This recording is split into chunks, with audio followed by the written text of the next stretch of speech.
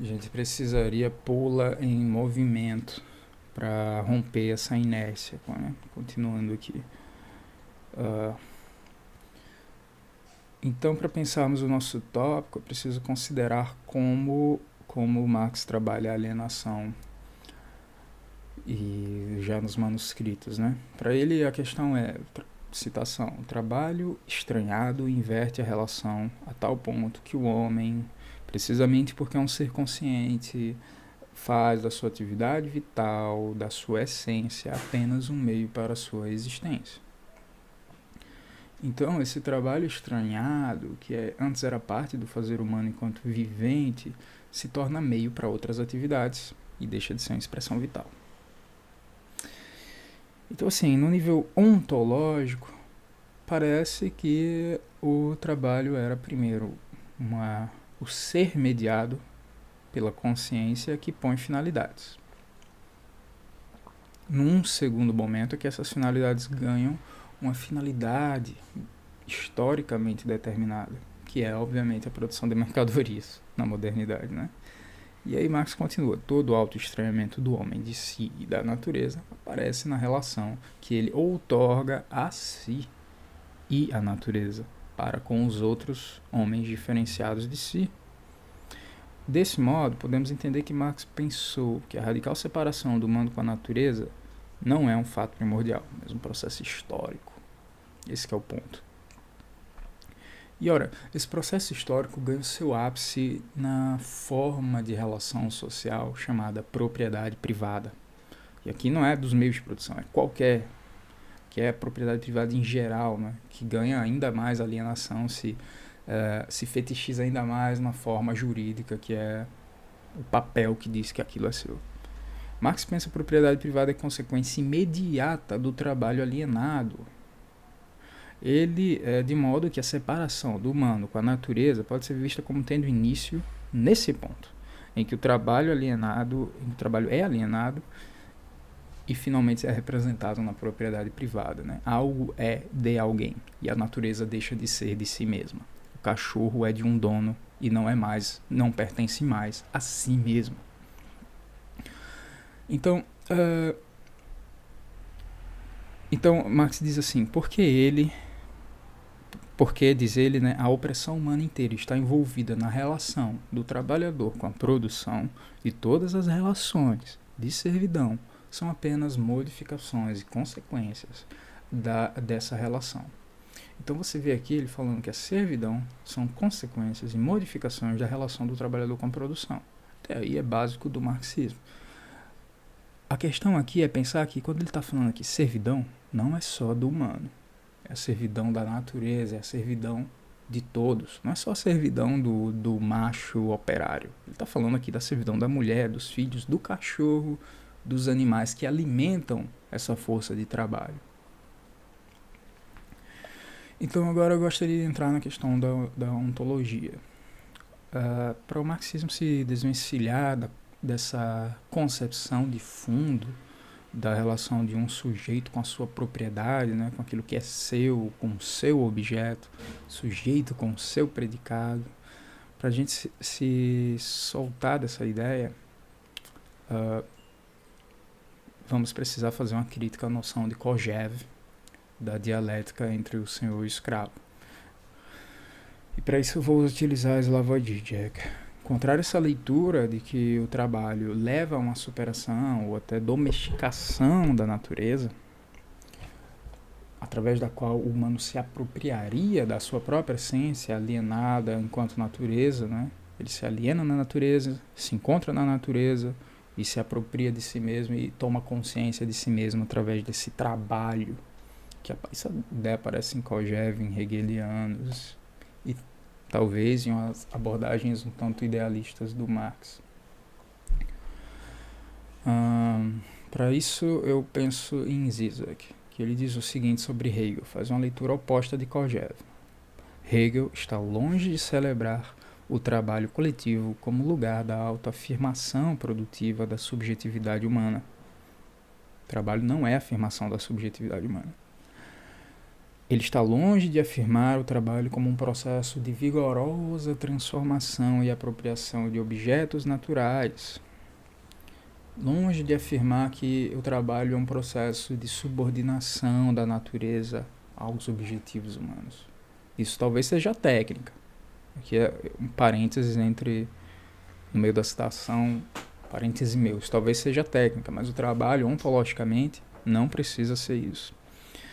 O trabalho do sujeito nunca é feito. É o ponto aqui, né? Enquanto uma atividade agressiva desenvolvida por um ser finito, o que o trabalho mais afirma é a impotência do homem para tomar posse plenamente da natureza. O que nós encontramos na natureza é a nossa finitude. Esse que é o ponto do Zizek. E é por isso que eu estou trazendo aqui. O que significa que em linguagem hegeliana não tem um espírito seguro de si que se afirma na natureza para se encontrar. Não é que o Gash vai se encontrar na natureza através de um processo de exteriorização e alienação. Não é? Ao contrário, o espírito livre, o espírito desenvolvido, o Gash, ele deixa a natureza como é. Ele não trabalha a natureza, não modifica a natureza nesse sentido. Ele deixa ela ser como é.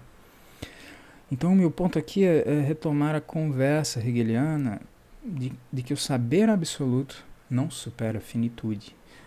E por isso o trabalho com a sua materialização de conceitos e relações técnicas e saberes não pode ser um suporte para a superação da finitude.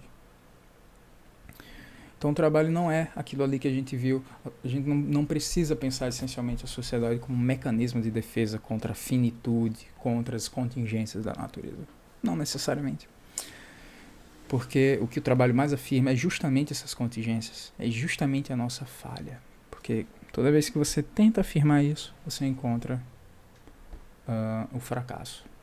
O humano tenta não morrer, mas ele sempre morre. Então o ensinamento, a lição do trabalho é essa. Não é sobre a essência do sujeito entendida naquele velho sentido. É sobre a natureza como contingência, como caos, como falha, ruptura, como real, como uma coisa em si que foge. E é nesse ponto que a gente tem que pensar a identidade entre a substância natural e a subjetividade. Para Zizek, né, o saber absoluto é um reconhecimento de um limite absoluto, no sentido de não ser determinado, não ser um limite relativo, ou uma barreira ao nosso saber que possamos perceber com nitidez, de modo que a finitude fica intocada pelo saber, e diríamos, pelo trabalho. O humano não domina mais nem menos a natureza através da sua apropriação. A conclusão que Zizek chega é afirmar que políticas radicais de emancipação não deveriam visar ao controle maior da natureza, nem a humilde aceitação pela humanidade de um predomínio de uma mãe terra, sabe? Todo aquele misticismo. Não está em jogo aqui misticismo, embora devamos respeitar, é claro. Ao contrário, a natureza tem que ser exposta como um elemento catastrófico. E é aí que ela encontra o sujeito, nessa catástrofe. Ela é um elemento de contingência e indeterminação. Então devemos pensar o trabalho, a dominação técnica do humano sobre a natureza como um processo em que a falha do sujeito encontra a falha da natureza. Esse encontro entre duas falhas é o que Lacan chama de dois toros, né? E o que Zizek toma também.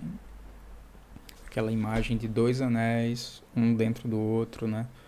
O buraco de um preenchido pelo núcleo do outro, esse outro tendo seu buraco também preenchido pelo núcleo do outro. Então você tem dois buracos preenchidos com superfícies, mas no fundo ali você tem dois vazios. As coisas são unidas. Sujeito, substância natural e natureza. Sujeito-objeto por esses dois vazios. A reconciliação não é se reconhecer na obra. O sujeito não é também algo totalmente à parte da natureza. E se reconhecer na natureza não é fazer desaparecer a natureza para revelar uma outra substância que seria subjetiva. Também o sujeito não é completamente parte do mundo natural, uma vez que advém da finitude, da falha desse mundo. O sujeito é expressão, ele só existe porque ele é expressão da finitude do mundo. Então, o sujeito que não é sua própria origem, tem origem no mundo natural, ele deve se reconhecer na separação de si, a separação que ele tem de si, a cisão que ele tem de si mesmo, o sujeito que não é idêntico a si mesmo, ele deve reconhecer essa não identidade na não identidade da natureza. A natureza também não é idêntica a si mesma. Acho que essa é uma chave para a gente começar a discutir o que é a natureza, né? Pensando aqui através do Zizek, sem pensar em autores como Bellamy Foster, que também tem contribuições muito significativas. Pensando aqui através de Zizek, a gente pode pensar esse encontro aí. A natureza não é esse ser místico, esse todo. Ela é um não todo, ela é incompleta, assim como o humano. E é nesse ponto que a gente deve observar. Agora, isso tudo vai servir realmente para um pensamento ecológico? Ainda não estou certo. O que estou certo é que Marx, nos manuscritos econômico-filosóficos, estava tentando pensar já um pouquinho dessa relação do humano com a natureza. Você tem um trecho da famosa parte sobre o trabalho estranhado, que Marx diz assim: o trabalhador nada pode criar sem a natureza. O ser genérico significa que a universalidade do homem faz da natureza inteira seu corpo inorgânico. A natureza é seu corpo, com o qual ele tem de ficar num processo contínuo para não morrer. Por que o sujeito, eu aqui tentando pensar com Zizek, por que o sujeito tem que negar a natureza? Porque a natureza tem que negar a si mesmo. O sujeito não faz mais do que a natureza faz a si mesmo. Agora, como a gente pensaria a destruição sob esse ponto de vista? O que é a destruição? O que é a catástrofe ecológica? Parece que não é suficiente ainda aqui a forma como eu elaborei para pensar isso. Por quê? Quando a gente está falando de natureza, a gente está falando de quê? De uma coisa que tem ali relações interdependentes, uma gênese e uma reprodução de si mesmo ao longo do tempo, e um certo tipo de intencionalidade, de vontade, né? Até para falar de uma forma schopenhaueriana. Tem alguma coisa ali que está se expressando ao longo do tempo, e não dá para falar só de causa e contingência, porque senão não haveria... A destruição não seria vista como destruição, seria vista só como mais uma contingência, só mais um caos na natureza. Então algo acontece de errado na modernidade. A gente rompe os ciclos da natureza, a gente rompe uma certa organicidade. Talvez o Zizek não esteja sendo capaz aqui de pensar isso, e a gente precisa avançar um pouco nisso. Existe uma organicidade da natureza que é rompida. Então não dá para pensar só como caos. Existe ali uma... Talvez o Lucas seja mais interessante. O Zizek é muito crítico da ideia de ontologia das esferas, mas talvez a ideia de esfera seja útil. Talvez a física seja esse reino da contingência, mas a natureza, que é um outro reino, né, uma esfera maior, do qual a física é um subconjunto, digamos assim. O reino da natureza, ele sintetiza aquilo que está na física, essas contingências, traz para si e pensa, quer dizer, e formaliza relações orgânicas interdependentes, dotadas de finalidade, que se reproduzem ao longo do tempo. Então não é puro caos. Bom, Marx também estava tentando pensar isso.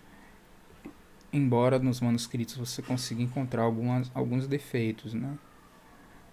Lá no final da sua vida, como eu disse, né, ele está tentando pensar a agricultura de roubo, estudando Liebig, nas obras que ele lia entusiasticamente sobre a renda da terra, sobre agricultura, sobre física, sobre química, sobre a fertilidade do solo. Ele provavelmente consertaria um erro que ele tem, inclusive, nos manuscritos, né, que é: o animal só produz a si mesmo, ele diz. O homem reproduz a natureza inteira. Ora, sabemos que não, sabemos que o animal reproduz também a natureza inteira, por causa das relações ecológicas que ele mantém, não é? Cada ser reproduz o todo. Cada parte reproduz o todo. E ele provavelmente pensaria isso. Marx já teria uma compreensão de que os animais reproduzem muito mais do que a si mesmos. Nos anos de 1860, ele tenta pensar que a contradição principal do capitalismo está no conceito de metabolismo, na ruptura metabólica que se expressa na contradição temporal, não é? Entre o tempo de produção das mercadorias, o tempo de consumo das mercadorias e o tempo de recuperação da natureza. A ideia de que você tem que produzir mais a todo momento vai contra os ciclos naturais. A Terra precisa de um certo tempo, ela vai em outro regime. A natureza tem o seu próprio ciclo dialético. E quando você insere o ciclo dialético do capital, você entra em conflito com o ciclo dialético da natureza. Só que tem um problema: nós fazemos parte da natureza. Se ela se destrói, a gente se destrói, o capital se destrói.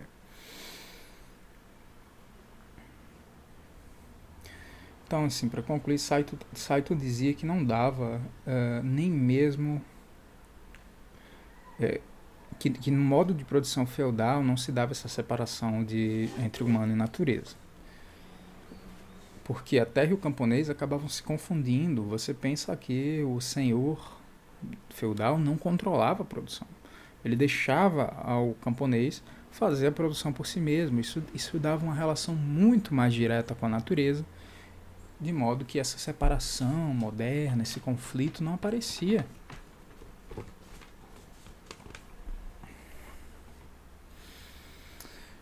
Então, eu acho que vemos que é possível e necessário mudar a nossa concepção apologética de um progresso social indefinido, das forças produtivas, do domínio sobre a natureza, e vemos que nós vamos ganhar força na modernidade. Todavia, não nos será permitido retornar a uma ontologia mística, de uma natureza encantada. Para podermos repensar a natureza, precisamos modificar o próprio núcleo das nossas práticas sociais e superar a propriedade privada, para que então a ciência deixe de ser refém da metafísica, do domínio que a natureza, do domínio que Marx já mostrava no capítulo 1 do Capital, quando explicou a ciência como uma força produtiva. Ele aborda isso em especial naquele capítulo sobre a grande indústria. A ciência é mais uma força produtiva. Então, podemos esperar dela essa solução? Eu acho que existe uma ciência que pode dar essa solução. E essa ciência que supera e deixa de ser refém da metafísica, da propriedade privada e do conflito, pode iniciar agora. Mas só vai se completar amanhã. E essa é, obviamente, a ciência do proletariado. Deixo por fim o pensamento de Zizek como uma advertência. Ele diz assim: o problema de Adorno, de Horkheimer, de Habermas é reproduzir o erro do próprio Marx. Ele diz aqui, né? Se Marx errou ou não, eu não sei. E qual seria esse erro? Seria assumir uma produtividade livre que pode ser independente da forma social capitalista concreta. O problema é que o capitalismo e o comunismo não possuem duas formas de produtividade distintas, que você poderia optar uma ou outra. Não. A razão instrumental, o cálculo visando a fins, é capitalista. É isso que tem que ser superado.